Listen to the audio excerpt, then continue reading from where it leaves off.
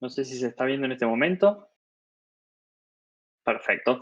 Fenomenal. Mi nombre es Juan Pablo de Negri. Como reza en la pantalla, soy Enterprise Solutions Architect de AWS o AWS o Amazon Web Services, como quieran llamarlos. Y voy a estar hablando en esta sesión de seguridad a la velocidad de la nube. ¿Sí? Voy a intentar explicar un poco, tomar un enfoque. ¿Sí? Hemos visto charlas em, hands-on, como las primeras, con demos, usando herramientas, etcétera. Después recién vimos a Beatriz hablando de la parte psicológica, de los skills que son tan necesarios hoy día para la ciberseguridad. Y en este caso yo voy a tomar un enfoque también del tipo sesión, tipo teórico, o de experiencias, ¿sí? Que hemos visto a lo largo del tiempo, orientados a cómo cambia la seguridad en la nube, ¿sí? Cómo cambia ese paradigma, cómo cambia ese modelo mental, ¿sí? Que veníamos del mundo on-premise. Ahí están mis datos. Voy a comentar algunas cosas durante la sesión, pero si quieren ahondar en algún tema en particular o preguntarme cualquier cosa, ahí está mi Twitter, con lo cual, bienvenidos. Bueno, para empezar, normalmente hay dos objetivos, ¿no? Alrededor de la seguridad. Hablamos de atacar o hablamos de defender, ¿sí? Pero para conseguir cualquiera de ellas necesitamos conocer de la otra, ¿sí? Necesitamos saber defendernos para poder atacar y necesitamos saber atacar para poder defendernos. Para esto, ¿sí? O para esta sesión, nos vamos a estar enfocando en un enfoque defensivo, ¿sí? Cómo yo protejo mis sistemas, ¿sí? De posibles ataques. ¿Por qué llamamos a esta sesión o por qué llamé a esta sesión seguridad a la velocidad de la nube? ¿Sí? Como decía antes, sabemos que hay un cambio de paradigma, hay un cambio mental, ¿sí? Cuando empezamos a trabajar en la nube, ¿sí? Todos los que venimos, los que tenemos unas décadas encima, venimos de trabajar, sea el rol que sea, ¿no? De sysadmin, de security, developer, lo que sea, cuando venimos de trabajar del mundo on-premise, cambia mucho, ¿sí? El paradigma a cuando empezamos a trabajar en la nube. Sí, algunas de las cuestiones que cambian o algunas de las ventajas, ¿no? que tiene la nube es, por ejemplo, ahí están enumeradas algunas, no son todas, traté de enfocarlas solamente a la parte de seguridad. Entonces tenemos, por ejemplo, la elasticidad, ¿sí? Para acomodarse a la demanda. En el pasado, o cuando estamos en un data center, en on-premises, había que sobreprovisionar. Imagínense, no sé, un negocio que tiene temporadas muy altas, no sé, Black Fridays, Navidad, Año Nuevo, etcétera. ¿Qué pasa? Teníamos que poner mucha capacidad de procesamiento, de bases de datos, de almacenamiento, de networking, solamente para cubrir ese pico de demanda, y durante el resto del año, ¿qué pasaba? Esa capacidad estaba ociosa, ¿sí? En este caso, tenemos un fuerte impacto en lo que es el coste, ¿no? De todo esto, pero desde el punto de vista de seguridad, la complejidad de que hacer escalar todo eso de esa manera traía aparejado que también escale, ¿sí? Nuestra capacidad de responder a incidentes de seguridad, ¿no? En cuanto a escalabilidad, decimos que en la nube hay capacidad ilimitada, ¿sí? ¿Y por qué puse escalabilidad para una charla de seguridad, ¿no? Hay muchos tipos de ataques, ¿no? Uno de ellos, o algunos de ellos, son, por ejemplo, el DDoS, ¿sí?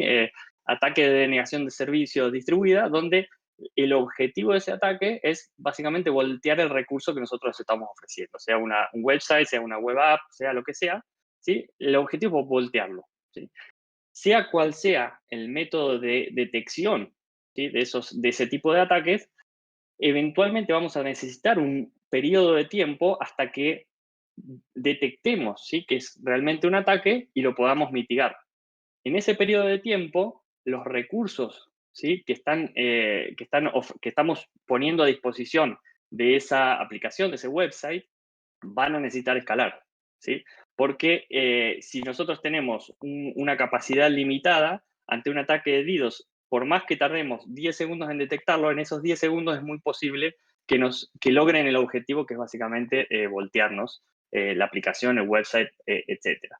En este caso, en la nube nos da esa flexibilidad, esa posibilidad de escalar, ¿sí? De manera muy rápida, de manera automatizada y a una capacidad prácticamente ilimitada para poder soportar esos embates, ¿sí? y ser capaces de reaccionar y bloquear ese tipo de ataques, ¿no? Hablamos de ir globales en minutos, ¿sí? Sabemos que en la nube, en caso particular de Amazon Web Service, y ya lo vamos a ver luego, tiene lo que llamamos un footprint global, tiene presencia en muchos puntos geográficos del mundo, ¿sí? Entonces, nos da la capacidad, ¿sí?, de ofrecer recursos y servicios desde diferentes puntos del planeta para soportar cargas que vengan desde distintos puntos del planeta, ¿sí? En caso de disaster recovery, por ejemplo, no necesitamos montar un data center separado, ¿sí? Ya vamos a ver luego que cuando hablamos de nube, el mismo concepto de cómo es la infraestructura de la nube nos permite que un disaster recovery no cobre más sentido, ¿sí? El disaster recovery como lo teníamos en nuestro modelo mental anterior, ¿no? Tener un data center separado, replicando la infraestructura, al menos la necesaria para que el negocio subsista, los backups, llevarlos, traerlos, sincronizar, etcétera, ¿sí? Hablamos de alta disponibilidad de la infraestructura por default. De nuevo, vamos a verlo luego en cómo está diseñada la infraestructura de nube, eh, que nos ofrece una alta disponibilidad por default, o sea, sin tener que hacer nada, ¿sí? En innovación, ¿sí? No hay necesidad, por ejemplo, en nuestros equipos de seguridad o de cualquiera en realidad, pero no hay necesidad de tener equipos de gente, ¿no? Con skills específicos para algo que querramos probar. No sé, tenemos nuestros desarrolladores que están haciendo una aplicación y necesitan utilizar reconocimiento facial, ¿sí? ¿Es necesario tener un equipo experto en inteligencia artificial abocados a reconocimiento facial? No. Hoy en día, servicios como en el caso de AWS, Amazon Recognition, a través de una API nos permite básicamente enviarles una imagen y obtener la información que queramos de esa imagen, haciendo reconocimiento facial, ¿sí? Entonces, nos permite obviar todo eso, que tener equipos no es solo el coste de la gente, es el training de la gente, es recursos que voy a necesitar darle a esa gente, ¿sí? Es tiempo. Y en tiempo, justamente en innovación, es una de las grandes ventajas de la nube, ¿no? En la nube quiero probar algo, voy, lo pruebo y lo destruyo. Pago por lo que uso, uso el tiempo que necesito y destruyo si hace falta. Si necesito replicar, lo vuelvo a replicar. Tenemos infraestructura como código. Cuando algo funciona, pero no lo voy a utilizar ahora, lo guardo como un template y en adelante cuando lo necesite lo puedo desplegar en segundos o en minutos, ¿sí? Probar nuevas características o servicios, nuevas versiones, ¿sí? Eso nos permite una agilidad impresionante que no teníamos antes en nuestro data center, ¿no? Y obviamente servicios gestionados, ¿sí? Hay servicios que el mismo proveedor de cloud, en este caso AWS, proporcionan, entonces nos da la capacidad de que nuestros equipos se puedan enfocar en innovar o en concentrarse en hacer algo que dé valor al negocio y no necesariamente estar administrando, estar parcheando servidores, estar parcheando sistemas operativos, ¿no? Por ejemplo. Entonces decía, esto trae aparejado un pensamiento muy diferente cuando hablamos de la nube respecto a cómo hacíamos on-premises o en entornos no nube y la seguridad, cómo la seguridad se tiene que adecuar a este cambio y sobre todo a la velocidad de estos cambios, ¿no? Entonces, vamos a dividir la charla o la sesión en tres partes, ¿sí? Como todo buen argentino, me gusta hablar mucho y todos los que me conocen saben que hablo demasiado. Entonces, voy a tratar de mantener el slot de tiempo que tenía asignado. Iré un poquito más rápido en algunas partes. Me dicen si hace falta luego ahondar en algo por privado, a través de Twitter, a través de Twitch, como sea, me contactan y lo vemos, ¿sí? Entonces, decía que lo vamos a dividir en tres. ¿Qué no cambia, ¿sí?, respecto a seguridad, ¿sí?, en nuestro enfoque a seguridad respecto a entornos no cloud, ¿sí?, que se mantiene de la misma manera, que tenemos que seguir haciendo de la misma manera. ¿Qué, no qué sí cambia, perdón? ¿Qué cambia? ¿Qué aportes trae el cloud aparte de lo que estábamos mencionando antes, ¿sí?, de manera genérica? ¿Y qué cambia también, pero que no vamos a tener que preocuparnos? ¿Sí? Entonces, empecemos con lo que no cambia. Imagino que todos o casi todos los que alguna vez tocaron un sistema operativo basado en Unix, ¿sí?, un Linux, por ejemplo, saben lo que hace este comando, ¿sí? Y todos lo hemos utilizado alguna vez, ¿eh? Mea culpa primero. Es un comando donde básicamente nos permite dar permisos a cualquier usuario o grupo de leer, escribir, ejecutar, ver permisos, etcétera, lo que sea, a lo que sea que estoy aplicando este comando, ¿sí? A archivos o a lo que sea. ¿Qué principio de seguridad nos viene a la mente, ¿sí? Cuando vemos esto? El principio de least privilege o de menor privilegio, como llamamos. ¿Sí? ¿Por qué digo que es algo que no cambia? ¿Sí? ¿Qué dice o qué es el principio de menor privilegio? Básicamente otorgar aquellos privilegios o permisos que son esenciales para ejecutar la tarea que quiero y nada más que eso. ¿Sí? Entonces, independientemente que trabajemos en la nube o no, este principio no cambia.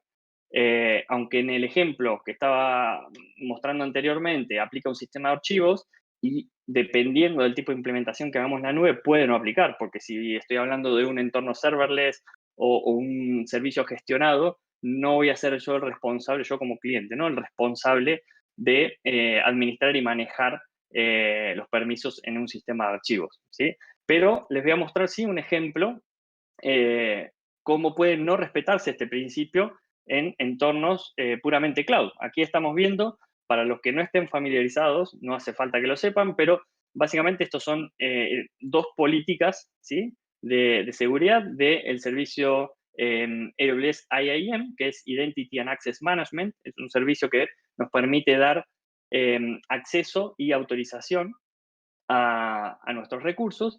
Y como podemos ver en el lado izquierdo, ¿sí? Es una política que está básicamente permitiendo qué acción, todas, porque estamos viendo que dice DynamoDB asterisco, entonces lo que estoy haciendo es permitir todas las acciones hacia ese servicio, ¿sí? DynamoDB es un servicio de base de datos NoSQL basadas en clave valor. ¿Y a qué recurso? A todos. Estoy usando otra vez el asterisco, entonces básicamente estoy permitiendo a quien sea que tenga esta política hacer cualquier acción sobre cualquier recurso de DynamoDB. Entonces, por ejemplo, en este caso podría borrar tablas, crear tablas, insertar información, eliminar información, etcétera. ¿Qué dice o qué significa la política que está a la derecha? Acá podemos ver que si bien la política tiene la misma intención, ¿sí? Estamos limitando que la acción sea una sola, ¿sí? Que es put item, que es básicamente insertar información en una tabla, y en concreto en el recurso que es una tabla en particular, ¿no? Entonces, podemos ver cómo esto no cambia, ¿no? Por más que estemos en la nube, con servicios que nacieron en la nube, para la nube, etcétera, el servicio de mínimo privilegio se mantiene, ¿sí? Porque bad things happen, es algo que decimos, ¿no? Esta es una imagen muy popular en internet para hacer una bromita a los sistemas de multas, ¿no? En este caso es hacer un drop database, ¿sí? Con SQL. Otro de los principios de seguridad que no cambian, ¿sí? Cuando estamos en la nube, o cambian pero se adaptan en realidad, pero hay que seguirlos manteniendo. Es el de defensa en profundidad o en capas, que llamamos, ¿sí? Y que indica que deberíamos tener medidas de defensa en cada punto o capa de la aplicación, ¿sí? Antes solíamos construir las aplicaciones como monolitos, pero hoy en día vemos que este tipo de aplicaciones las empezamos a separar en lo que llamamos microservicios y cada componente de la aplicación debe protegerse probablemente con un diferente mecanismo de seguridad, porque no es lo mismo la seguridad en el edge o en el punto de ingreso a la aplicación que donde almacenamos los datos, ¿sí? En concreto, podemos ver brevemente como ejemplos, ¿sí? En este caso es una arquitectura de una aplicación web construida con diferentes servicios serverless, ¿sí? No hace falta que les comente qué servicios son. Sí voy a comentar los que protegen muy brevemente. Por ejemplo, la protección del frontend, ¿sí? En este caso estamos viendo que el servicio es AWS WAF o Web Application Firewall, que es ni más ni menos que un firewall de capa de aplicación, de capa 7, que sirve para protegernos de ataques comunes, ¿sí? Por ejemplo, SQL Injection, cross-site scripting, nos permite hacer blacklisting de IPs, nos permite protegernos de ataques de denegación de servicio, etcétera. Pero una vez que los usuarios pasaron, ¿sí? Accedieron a la aplicación a través de eso, porque puede ser que estén accediendo de manera adecuada, correcta, ¿no? Em, Probablemente quiera utilizar algún mecanismo de autenticación, ¿sí? En este caso estoy nombrando uno que es Amazon Cognito, que es un sistema para permitirnos autenticar nuestras aplicaciones web. Entonces estamos agregando una capa extra de seguridad, ¿no? A medida que avanzamos en capas, vamos adecuando el servicio de seguridad que necesitamos. Cuando hablamos de Lambda, acá voy a explicar un poquito para los que no estén familiarizados con los servicios de AWS. AWS Lambda es un servicio serverless para ejecución de funciones a demanda, ¿sí? Lo que usualmente se llama función como servicio. Básicamente ponemos nuestro código y AWS se encarga de cada vez que se invoca esa función, haga lo necesario para que esa función se ejecute y nos dé un resultado. Entonces, cuando hablamos de capacidad de cómputo, que en este caso es Lambda, pero podría ser un servidor virtual, podría ser un contenedor, ¿sí? Cualquier capacidad de cómputo, necesitamos, ¿sí? O necesitamos definir qué puede y qué no puede hacer ese servicio de cómputo a través de, en este caso estoy nombrando Identity and Access Management, que es lo que mencionaba antes, que a través de políticas estoy explícitamente diciéndole al servicio o a la función de Lambda en particular qué puede y qué no puede hacer. ¿Sí? Por más que el código diga que puede borrar una tabla, si no tiene los permisos para acceder, o una política como la que veíamos antes de DynamoDB, no lo va a poder hacer. ¿Sí? Y para el último caso, para el backend, ¿sí? Donde se almacenan realmente los datos de la aplicación, en este caso vemos algunas bases de datos, vemos el servicio de Amazon S3. S3 es nuestro servicio, uno de los más populares, diría yo, servicio de almacenamiento de objetos en la nube. Eh, y vemos que el servicio para protegerlo es AWS KMS o AWS KMS. ¿Sí? Usamos una clave en particular, pero cuando hablamos de protección de la información almacenada, normalmente hablamos de encriptar. ¿Sí? KMS es básicamente un servicio que nos permite gestionar las claves que se utilizan para encriptar esa información que tengo almacenada, ¿no? Otro de los principios de seguridad que no cambian, estemos o no estemos en la nube, ¿sí? Este es un poco menos conocido, pero no menos importante, que es el principio que llamamos código limpio, ¿no? De nada sirve hacer todo ese esfuerzo en proteger cada capa de la aplicación, la infraestructura, etcétera, si tenemos falla de seguridad en nuestro código, ¿no?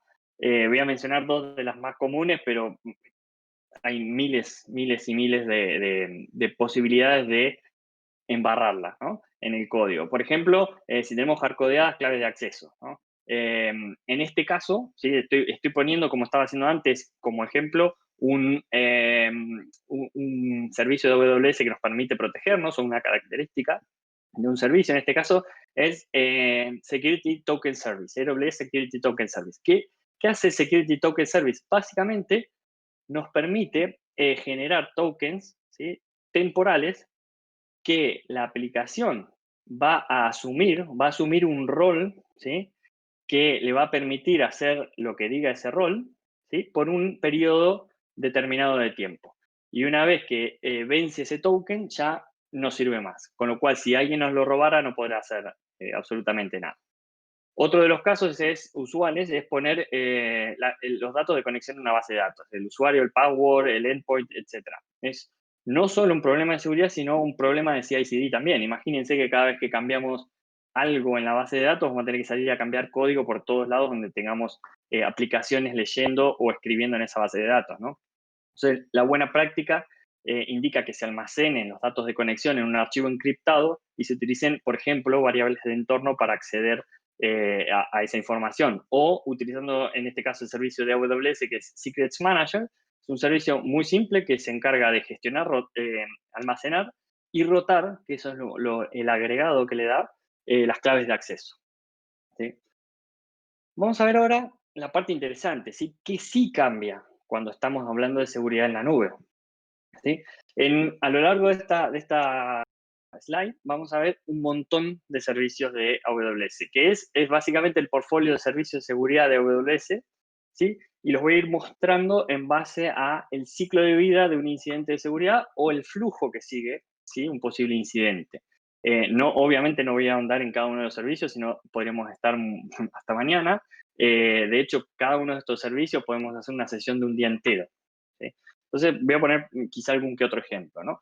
Entonces, por supuesto, vamos a comenzar el flujo con identificando el incidente, ¿no? En este caso, por ejemplo, no sé, AWS Config nos permite examinar, auditar y evaluar, ¿sí?, configuraciones que tengamos en los recursos de AWS, ¿sí? Entonces, el servicio que hace está monitoreando continuamente esas configuraciones y cuando detecte que hay un cambio, ¿sí?, automáticamente, ¿no? Cuando detecte que hay un cambio en base a una configuración deseada que nosotros definamos, nos va a generar una alerta, ¿sí? Les voy a poner un ejemplo. En AWS tenemos lo que llamamos security groups. Los security groups son básicamente, en criollo, un firewall que se aplica al nivel de una tarjeta de red. Entonces, básicamente, como cualquier firewall, podemos definir reglas de entrada y de salida de tráfico, ¿sí?, de red. Supongamos que por una política global de la compañía no podemos permitir que desde fuera de la red privada, o sea, desde Internet, llamémoslo así, puedan acceder a nuestros recursos que estén en nuestra red, ¿sí?, utilizando el puerto SSH, ¿sí? Poniéndolo en resumen, tener una regla que permita al tráfico entrante del puerto 22, que es el de SSH, desde cualquier lado del mundo hacia nuestros recursos. ¿Qué pasa si definimos esa regla en AWS Config y va alguien y genera una regla dentro de un security group diciendo permito acceso desde cualquier IP del mundo a, a nuestro servidor web, por ejemplo, ¿sí? Por puerto 22, permitiendo el tráfico SSH. Config, ¿qué es lo que va a hacer? Va a detectar, ¿sí?, ese cambio, o sea, va a estar monitorizando, va a detectar ese cambio y nos va a decir, mira, esto no coincide, ¿sí?, con la configuración deseada que vos definiste previamente en una regla.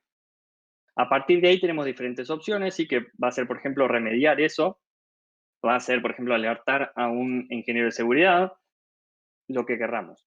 Luego, en un par de segundos, vamos a ver cómo se puede hacer eso, ¿no? La siguiente capa es un poquito más completa a nivel de cantidad de recursos porque, como les decía, ya con la cantidad de servicios de diferente propósito que hay en la nube, en este caso de AWS, se hace necesario contar con diferentes tipos de protecciones, ¿sí? Algunas ya las mencionamos antes, ¿sí? Podemos comentar aquí, no sé, Cloud HSM, por ejemplo.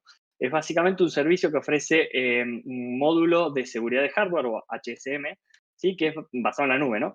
Que permite generar y almacenar y usar claves de cifrado validadas por eh,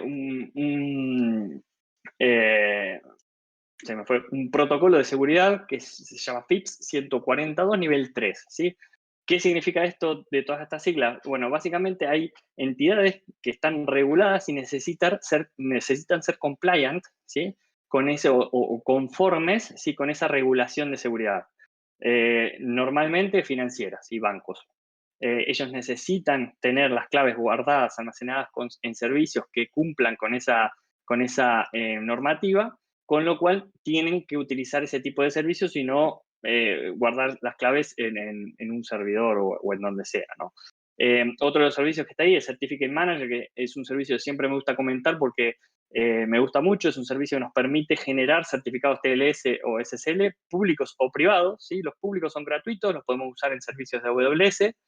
Y siempre me gusta contar la anécdota de a quién no le pasó que su website estuvo caído porque alguien se olvidó de renovar el certificado, ¿no?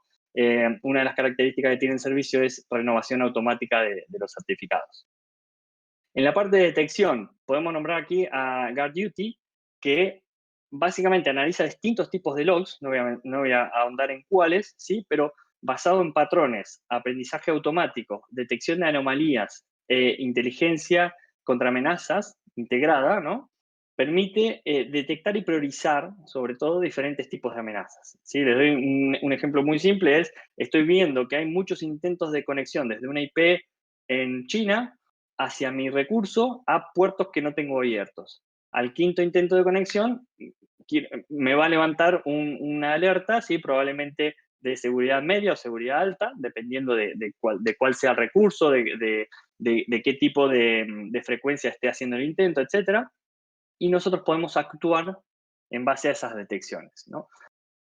Acá es donde va la parte de la acción, ¿sí? Para automatizar, responder, necesitamos contar con servicios para accionar, ¿sí?, para hacer algo.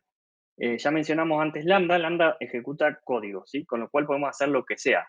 Cuando teníamos el ejemplo del Security Group, podemos decir que una vez que lo detecte, config y genere la alerta, automáticamente se ejecute un servicio, una función, perdón, en AWS Lambda que elimine esa regla, por ejemplo, y al mismo tiempo notifique a un administrador de seguridad. ¿Sí? Ese tipo de cosas que nos permiten automatizar. Cuando estamos hablando de entornos muy grandes o de entornos complejos, ya ven aquí la cantidad de servicios que hay y estos son solo de seguridad. AWS tiene más de 175 servicios hoy en día, con lo cual se hace imposible estar monitorizando, actuando, reaccionando de manera no solo reactiva, sino proactiva, ¿sí? Con lo cual se hace mandatorio automatizar, creo que es clave, ¿no? Y cuando hablamos de investigación, ¿sí? Una vez que pasó un incidente, ¿qué hacemos? ¿Sí? ¿Cómo investigamos? El análisis forense que solemos llamar, ¿no? Hay servicios como, por decir uno, como Amazon Detective, que lo que permite hacer es, digamos, de manera como veníamos, o siguiendo una línea en lo que veníamos mencionando, básicamente nos ayuda a identificar las root causes o las causas raíz ¿sí? de un incidente o de un problema de seguridad o incluso de actividades sospechosas, no necesariamente un problema de seguridad, ¿no? Entonces, ¿qué es lo que hace? Recopila logs automáticamente y utilizando Machine Learning, análisis estadístico y teoría de grafos, empieza a construir un conjunto de datos linkeados que nos facilita darnos cuenta, ¿no? Dónde puede estar el problema de seguridad o la falla de seguridad, ¿no? Finalmente, por último en esta slide, ya después avanzamos mucho más rápido, necesitamos poder recuperarnos, ¿no? Ante un problema grave de seguridad, ¿sí? Yo mencionaba antes que tenemos infraestructura como código. En este caso ahí vemos a AWS CloudFormation, que es nuestro servicio de infraestructura como código, donde básicamente en un template de JSON o YAML podemos definir infraestructura, configurar infraestructura, con lo cual ante una llamada, una API call, podemos automáticamente levantar infraestructura tan compleja como quieran, ¿sí? O tan simple como quieran, en cuestión de segundos, minutos o lo que sea que demande por el tamaño de esa infraestructura, ¿no? Entonces nos permite automatizar ese tipo de cosas, eh, dándonos mucha flexibilidad, ¿no? Entonces, vean, en esta parte estábamos hablando de qué es lo que trae la nube, ¿no? A la parte de seguridad, más allá de los servicios de AWS. Me han oído muchas veces cuando escribí algunos de los servicios nombrar, ¿sí? Entre los servicios de seguridad, con distintos propósitos, que hay mucho machine learning, análisis estadístico, análisis de grafos, etcétera, ¿no? En su motor de funcionamiento. Y esto es algo que potencia la nube, ¿sí? Por la posibilidad de entrenar esos modelos de inteligencia artificial con un volumen inmenso de datos, ¿sí? Imagínense de todos los datos, ¿sí? Que procesan los servicios de AWS en todo el mundo, que sería imposible lograr en un entorno no cloud, ¿sí? O un premise o como quieran llamarlo, ¿no? Yendo un poco a AWS en particular, ¿sí? Siempre solemos decir, y sobre todo cuando hablamos de seguridad, en AWS es la prioridad máxima, ¿sí? Cuando estamos desarrollando, cuando estamos actuando, cuando estamos viendo algo, si hay algo que vemos que no puede cumplir con algo de seguridad, automáticamente se deja aparte. No se, digamos, se esquiva y se sigue adelante. Full stop, se para automáticamente. Y lo más importante es que todos los clientes se benefician de esos altos estándares de seguridad. Ahora vamos a ver cómo, ¿no? Acá vemos algunos clientes, sí que tiene AWS, la NASA, el mercado de bursátil de los Estados Unidos, farmacéuticas como Pfizer, Shell, General Electric, etcétera, ¿sí? ¿Qué tienen en común o qué nos dan en cuanto a seguridad estos clientes? Estos clientes tienen regulaciones estrictas, muy, muy estrictas, ¿sí? Con lo cual, si ellos quieren ser conformes con esos controles, todos sus sistemas tienen que serlo. Para que todos sus sistemas tengan que serlo, no solo lo que ellos construyan, sino lo que están usando, en este caso de AWS, tiene que cumplirlos también. Entonces, ¿qué pasa? AWS tiene que adecuarse, ¿sí? Y cumplir con todos esos requisitos de seguridad, esos estándares de seguridad. ¿Y cuál es la magia o el gran aporte que tiene el cloud? Que todos esos cambios, todos esos estándares de seguridad que adopta AWS para cumplir con estos clientes, automáticamente se aplican a todos los clientes de AWS. No importa si seas una startup, una gran empresa, un gobierno o yo que como cliente particular tengo una cuenta de AWS con un servidor web. ¿sí? Aplica a todos, o sea que todos heredamos ese estándar, alto estándar de seguridad, ¿sí? Para que vean una idea, estos son algunos de los servicios de conformidad, ¿sí? Y de seguridad, ¿sí? Y compliance que cumple AWS, ¿sí? Varios servicios de AWS. Acá hay varios, como pueden ver, pero por ejemplo PCI DSS es para el pago con tarjetas de crédito, o SOC, o ISO, etcétera, ¿no? Esto quiere decir que al ejecutar cargas en AWS automáticamente heredamos esos controles, ¿sí? Pero no quiere decir que nuestras cargas de trabajo que están en AWS sean compliant. Si yo quiero, por ejemplo, escribir una pasarela de pagos, la infraestructura o los servicios que me está ofreciendo Amazon van a ser compliant con PCI, pero lo que yo esté construyendo tiene que serlo. Si el servicio de bases de datos puede ser PCI compliance, pero si la información que yo estoy almacenando no está cifrada, si estoy almacenando datos de tarjeta de crédito sin cifrar, no estoy siendo PCI compliance, ¿sí? Entonces hay una responsabilidad que ahora vamos a ver. Entonces, en resumen, AWS ofrece ventajas desde el punto de vista de seguridad, listas para usar, ¿sí? Y con la ventaja de que AWS es el que tiene que adecuarse a la velocidad de actualización, a la disponibilidad de nuevos servicios y nuevas conformidades, ni que hablar de innovación, y resultaría imposible alcanzar en entornos no cloud, o muy difícil. Todo el que haya pasado por una auditoría de alguno de estos sabe de lo que hablo, ¿no? Por último, ¿qué sí cambia también, pero que no necesitamos preocuparnos, ¿no? Cuando estamos hablando de entornos cloud? Recién nombraba un poco tema de responsabilidad, ¿no? En AWS tenemos lo que llamamos un modelo de responsabilidad compartida, ¿sí? ¿Y qué significa esto? Para ponerlo como resumen y luego andamos un poco más en detalle, es AWS va a ser responsable de la seguridad de la nube, ¿sí? ¿Qué quiere decir esto? Que AWS se va a encargar de cumplir con la protección necesaria para la infraestructura sobre la que los clientes van a ejecutar sus cargas de trabajo. Y el cliente, ¿sí? Va a ser el responsable de la seguridad en la nube, de las cargas de trabajo que pongan en la nube. Si lanzan un servidor virtual, no hacen actualización de parches, dejan puertos abiertos, esa seguridad, ese tipo de seguridad es responsabilidad del cliente, ¿no? Entonces, yendo un poquito más en detalle de esto, ¿no? Decíamos que en la parte de la que se hace responsable AWS, hablamos de la infraestructura global, hablamos de el hardware que hace que se ejecuten las máquinas virtuales, las funciones, los contenedores. Hablamos de la seguridad del el almacenamiento físico de esa información, de las bases de datos, ¿sí? De la red, ¿sí? Todo lo que pase dentro de la infraestructura de Amazon, Amazon es responsable. Y el cliente va a ser responsable, obviamente, de encriptar su información. Amazon va a proveer los mecanismos para que el cliente pueda encriptar la información de la manera más simple y más segura posible, pero el cliente es el que al final tiene que dar el clic y decir encriptarlo, ¿no? Tanto a nivel del cliente como server-side encryption, encriptación de la red, del tráfico. A ver, Amazon puede proveer todos los controles de seguridad posibles, pero si nosotros como clientes lanzamos un servidor web y no utilizamos HTTPS, los que estamos no cumpliendo con la seguridad somos nosotros, ¿no? Hay un gris que siempre me gusta aclararlo, ¿sí? Que es qué pasa con los servicios gestionados, ¿no? Porque hay servicios como las bases de datos gestionadas, ¿sí? No sé, llamemos Amazon RDS, que son los servicios de datos, de base de datos relacionales en AWS, utilizando un motor MySQL, por ejemplo. ¿Quién es responsable de parchear el sistema operativo? ¿Sí? De la seguridad física, perdón, la seguridad lógica de ese sistema operativo. Bueno, es Amazon, porque en este caso es un servicio que Amazon nos ofrece ya gestionado, ¿sí? Con lo cual, este modelo de responsabilidad compartida es lo estándar, pero hay excepciones, ¿sí? Para algunos servicios en particular.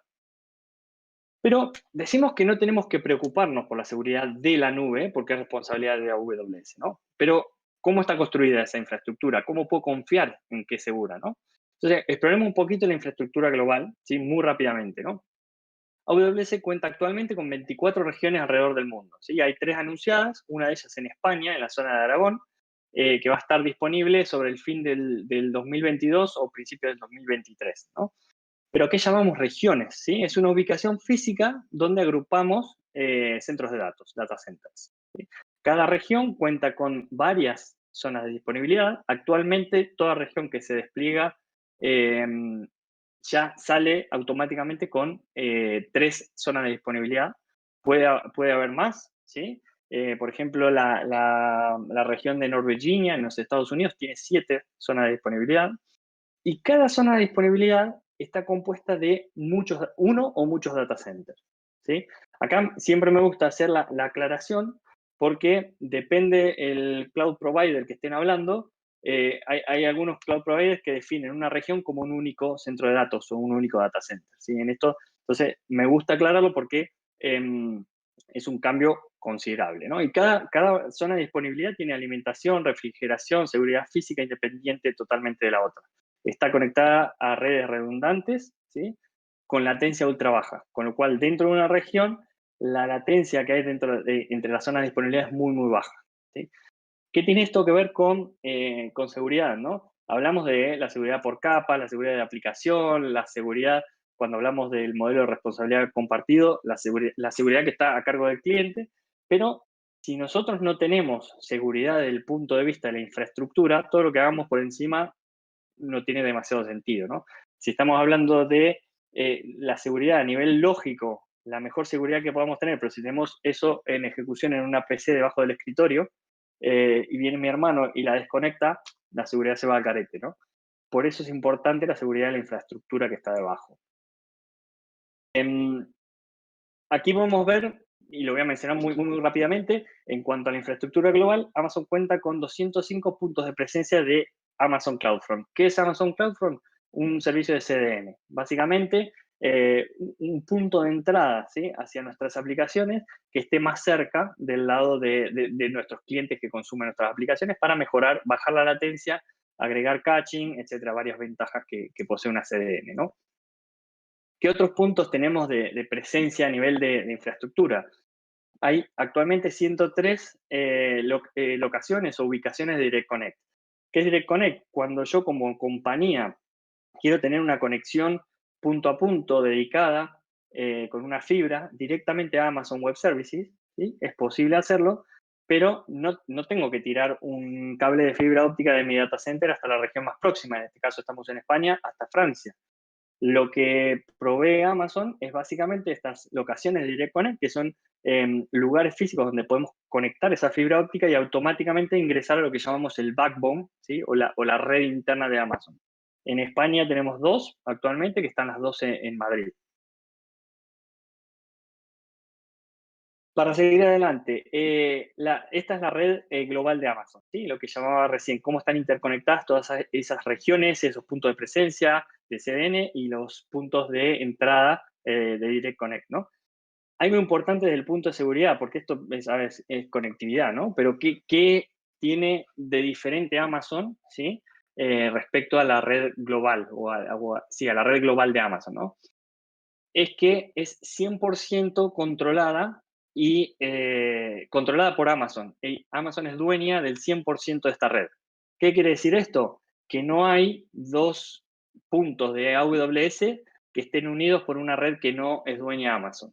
¿Por qué? ¿Y por qué es importante en seguridad? Porque hablábamos recién de ser compliant con diferentes certificaciones de seguridad. Si Amazon quiere ser compliant con eso, toda su red tiene que serlo, por lo tanto, el proveedor que nos esté dando esa conectividad también tiene que serlo, ¿no?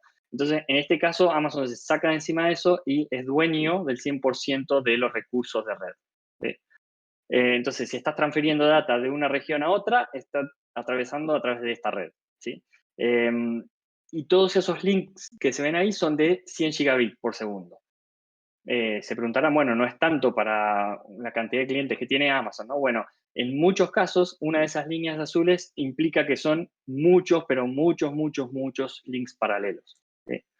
En, en base a esto les puedo contar de algunos proyectos, ¿sí?, que son públicos, se pueden ver muy rápido porque no vienen demasiado al caso, que es un nuevo cable interoceánico, ¿sí?, que va a interconectar Australia, Nueva Zelanda, Hawái y Oregon, son 14.000 kilómetros de fibra en 3 pares. Esto va a ofrecer una capacidad de 30 terabits, ¿sí?, por segundo. Otro es el que llamamos Jupiter, que va a unir Estados Unidos con Japón y va a ser el cable bajo el mar con mayor capacidad del mundo actualmente, que son 60 terabits por segundo. Y el último de estos proyectos es el que llamemos Bay-to-Bay Express, que son 16.000 kilómetros de cable que va a conectar California, Hong Kong y Singapur. Esto está, se espera que esté completado este mismo año.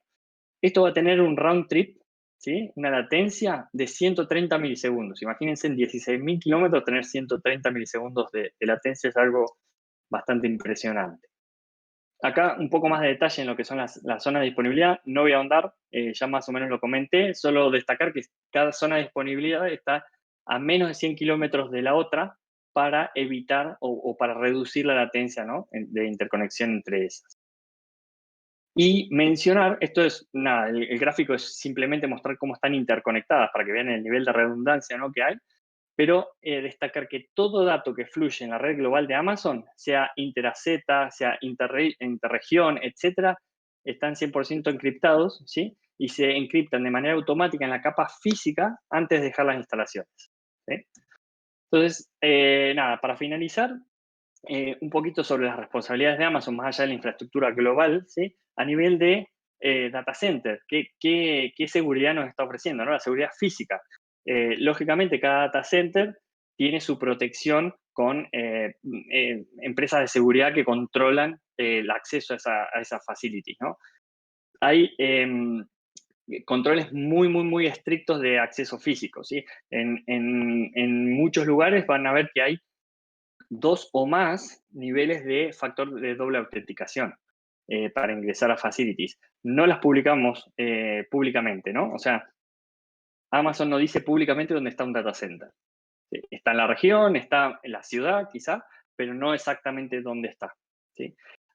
Algo muy importante en base a esto es que los empleados de AWS que tienen acceso físico no tienen acceso lógico y viceversa. Yo, por ejemplo, que trabajo con nivel de acceso lógico, no podría jamás ingresar a un data center, ¿sí? De esta manera podemos aislar que la gente que tenga acceso físico a algo no pueda loguearse, no pueda ver ningún tipo de información, aunque quisiera, ¿no?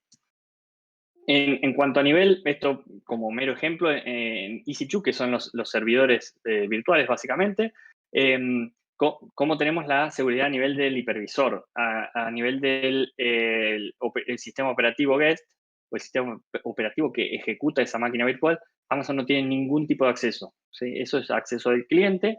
Cuando el cliente se crea esa máquina virtual, genera un keeper, una clave privada y una clave pública, y solo el cliente es quien tiene la clave privada, con lo cual nadie más que el cliente puede desencriptar el modo de autenticación al sistema operativo, ¿no? Lo mencioné antes, los security groups, cada tarjeta de red tiene su propio firewall, stateful, que son los security groups, ¿no? A nivel de red, algo muy rápidamente a mencionar es que está prohibido el IP spoofing a nivel de host físico, ¿sí? Con lo cual no hay forma de que 2 máquinas virtuales que tienen el mismo host se puedan comunicar o hacer spoofing, ¿sí? El packet sniffing o el modo promiscuo de una placa de red, ¿sí?, no va a ser efectivo, ¿sí?, porque eso básicamente está protegido al nivel del hipervisor, ¿sí? No va a poder, no nos va a dar ninguna información. Y lo que es intento de pen testing o escaneo de puertos no autorizados rompe nuestras términos y condiciones, que el cliente accede o está de acuerdo al generar una cuenta de AWS, con lo cual nosotros lo vamos a detectar y vamos a bloquear automáticamente, ¿sí? Algo que siempre causa cierto impacto es cómo manejamos la parte de almacenamiento, ¿sí? Al fin y al cabo todo se almacena en algún lado, en algún disco, ¿no?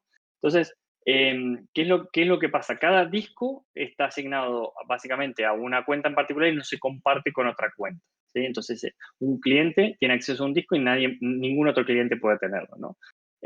Los discos se limpian antes de cualquier uso, ¿sí? Y el cliente puede elegir encriptar los discos que vaya a utilizar, ¿no? Ahora, ya estamos terminando, es la última slide. cómo es el decommissioning, ¿sí? ¿Qué pasa cuando un disco termina su vida útil, ¿no?